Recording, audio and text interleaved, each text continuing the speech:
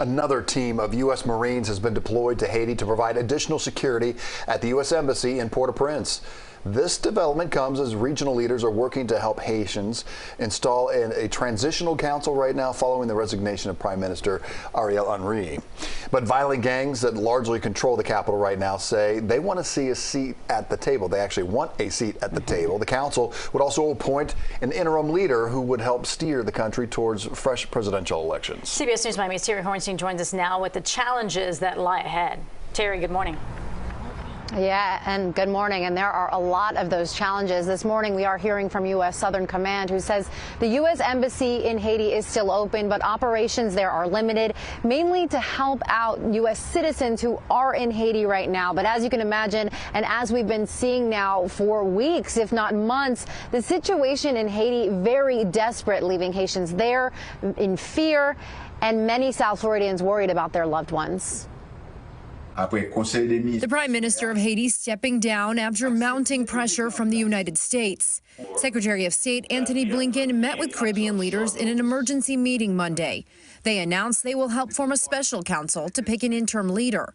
The goal, to stabilize the country long enough to hold presidential elections, something that hasn't happened since 2016. But Haitian gang leaders say they won't recognize the new government.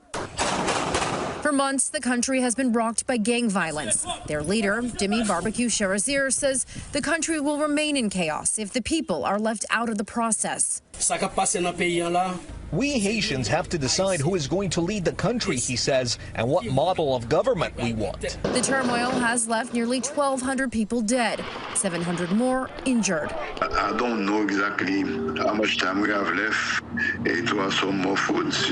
Things are getting day after day is more difficult. The State Department forced to evacuate non-essential personnel, but for some Americans, there is no way out. We've contacted agencies to extract us. They have just said it's way too dangerous where you are. You have to stay put. Back here at home, families worried about their loved ones stuck on the island or not wanting to leave their home. Miami-Dade County Mayor sending a letter to President Biden asking for help. It's just an untenable situation.